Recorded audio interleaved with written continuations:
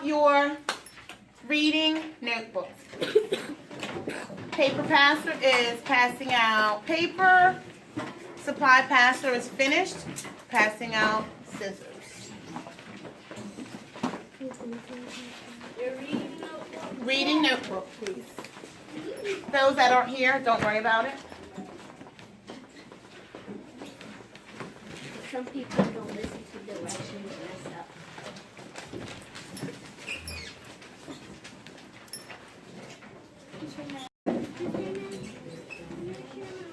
Not yet, we have work to do. Everyone needs to be ready. Notebook out, open to the next page in 10, 9, 8, 7, 6, 5, 4, 3, 2, and 1. Good job, Daniela's table. All right. You have character traits in front of you. You've been working on character traits all week, right? What is a character trait? What's a character trait? Their emotions. Emotions. Aaron, what do you think a character trait is?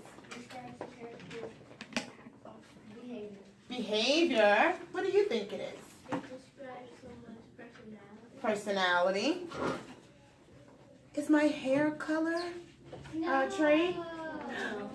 What about my boots? Yes. They are? Yes. Why? Why do you think they're a trait? It's a part of you. It's a part. My boots are a part of me? No. It's a part of what you're wearing. It's a part of what I'm wearing, but do my boots make me who I am? No. No, so probably not a character trait. Yourself makes you. How about this purple skirt? No. Why not? Because It may be a part of you, but it's not in personality. It's not my personality. Good job. All right, in your notebook on the left-hand side, please take these notes. When you read, there's two types of ways you can figure out a character trait. One is stated. Okay, where are you? Are you doing are you notes, Maddie? In a text, it might straight up say, Miss Freeman is sweet. Or it might say, Miss Freeman takes care of her children at home with loving care.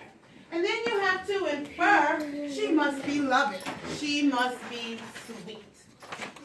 Okay? We're going to practice that. When you finish taking the notes, go ahead and cut out the box. You should be left with this. Okay? And then you're going to cut the dotted lines, just like always, so that it can flip up in our notebook.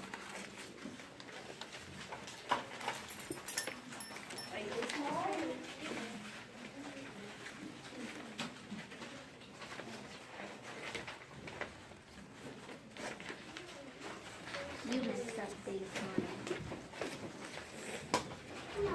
Read it carefully.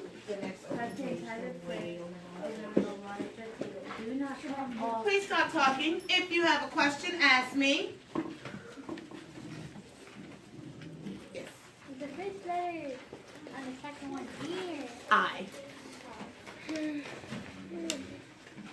That's an I right there. And the third one is an I. It's a big I.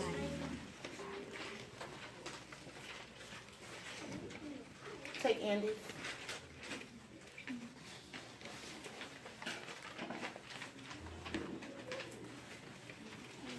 Let's get this done.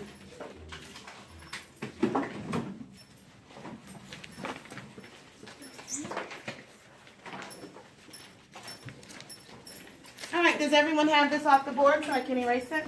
No. Yes. Only this. Eyes up again. Only glue this. Do not glue the flips. That's where we're writing under.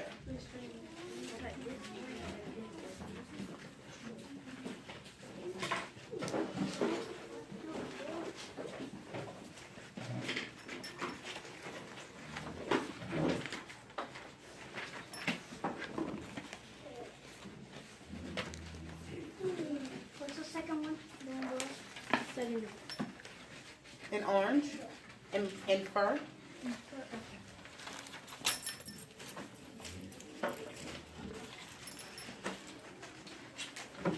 Alright, today we're going to read about one of our presidents. Give me a thumbs up if you've ever heard of Abraham Lincoln. Good. We're going to read and try and be detectives and find stated and implied. All right, I'm going to erase this off the board, guys.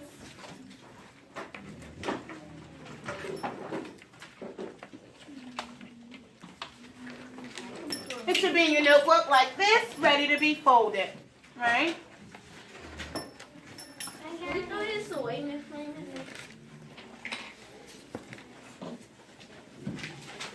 Someone will be the collector, okay? Under character, please write Abraham Lincoln. Under character, please write Abraham Lincoln.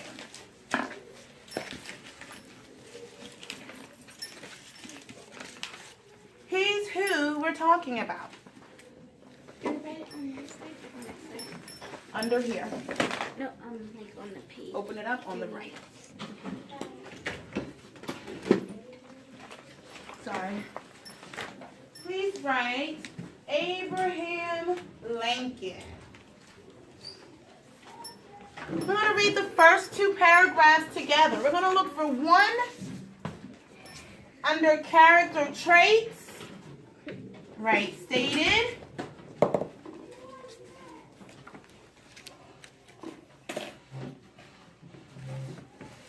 Skip a few lines and implied.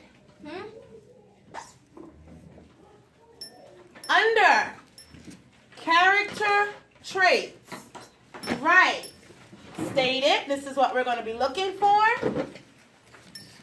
Skip a bit, yep, and write implied. Sorry, honey.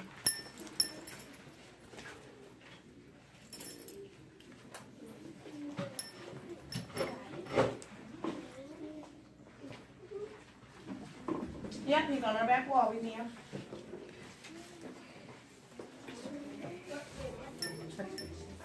Abraham Lincoln. Character traits. Stated and implied. These are the two traits, types of evidence we're going to be looking for today.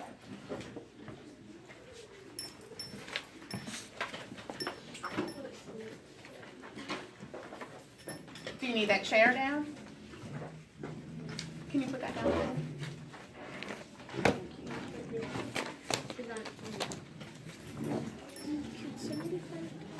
All right, I'm going to read the first paragraph. Let's try and find, you have your list of character traits. Let's try and see if we can find one that's actually stated and maybe one that's implied.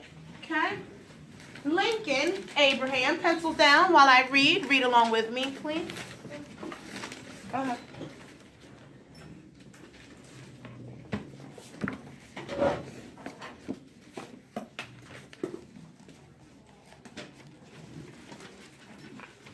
Got it? Got it? Got it. Go ahead and write it down.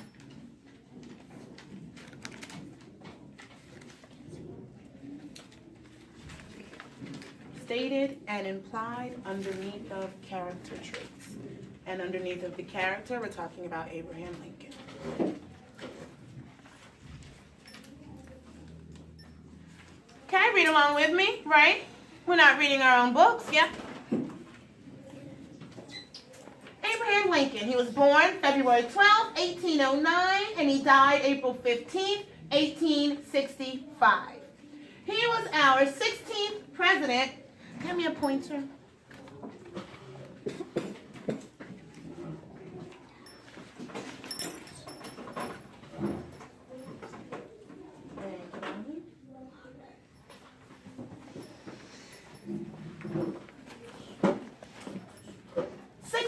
President of the United States was born in Hardin County, Kentucky, the son of Thomas Lincoln and Nancy Hanks, farmers.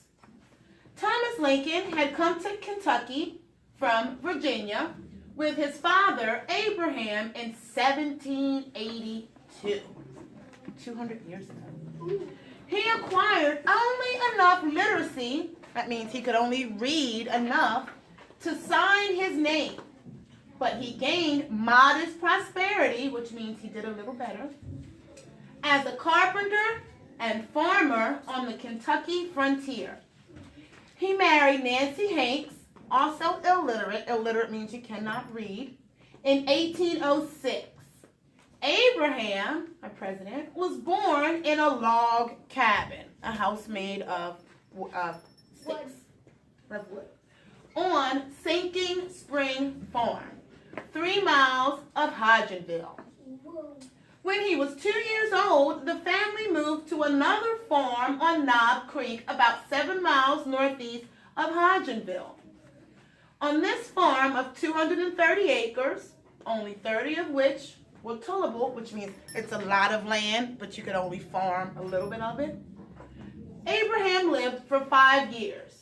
He helped his parents with chores and learned his ABCs by attending school for a few weeks with his older sister, Sarah. Looking at that, go ahead and open back up to your character traits page. Angelina, hold it up. Open up to that. Oh. Turn it around to the back so they can see. Yep. It's on your desk. Yep.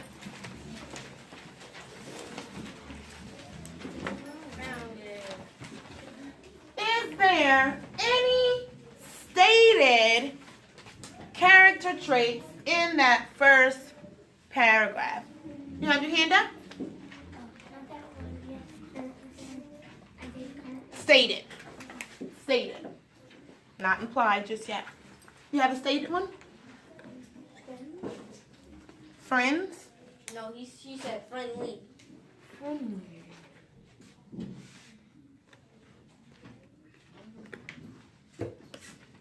Do you see it in the first paragraph?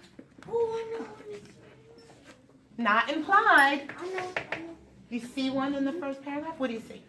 He was kind. Kind? Where do you see that? Do you see one? What do you see? He was helpful. Tell us where you saw that. When he was helping his parents with toys. Do you see that? It directly tells us that he was helpful. He helped his parents with chores. Point 2, helpful on your character traits.